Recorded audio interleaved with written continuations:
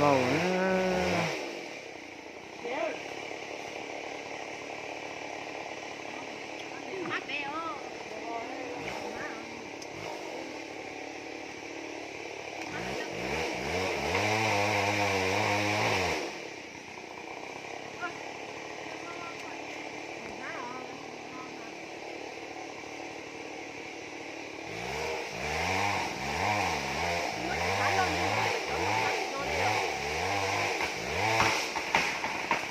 màu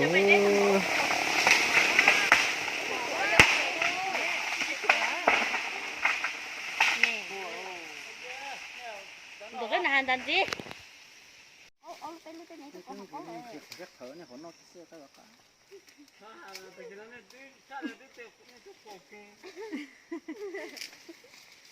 nhiều đây nhiều nè có khi nó cho nó tao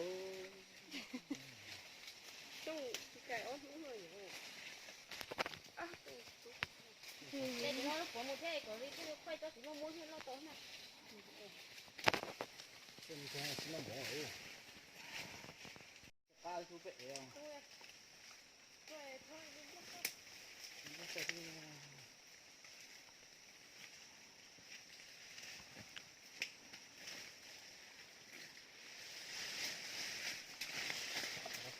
Có tiền tàu nè. Ê, bố ở đây đây nó cũng tao nè. Chúng tao lên tàu vậy à các à? Đã kiểu nó cũng thấy. nó phải nói về thiết tử thua Còn cái chắc nhất đây con. chim chó Không phải chào huồng luôn. Chưa. Là cần tệ. còn hai của mà cũng ha cái sản đây giống như bộ hai cái sản đây là của bộ Nó đang này là phải tên.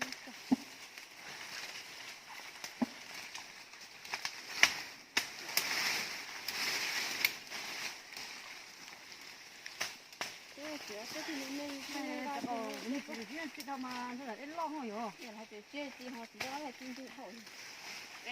Nên là lên Đi chơi đến nhắn mà. đi đâu?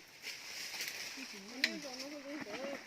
thế là cái nó mua Nó gọi đây đi gọi cái nhắn này. sắp tới đi tết đi tết bơi luôn luôn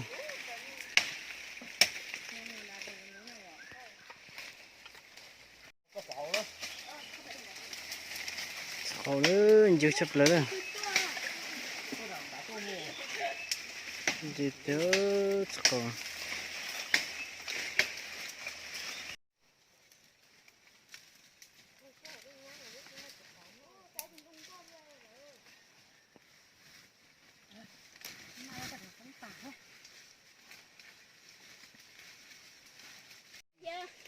đau hơn cơ rồi đi thế ai đó đấy rồi đi用cha rồi đi ăn cha là đi tới cơ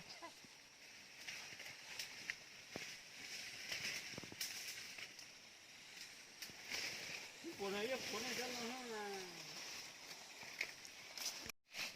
chưa sổ một chỗ tôi đây chỉ là tụi con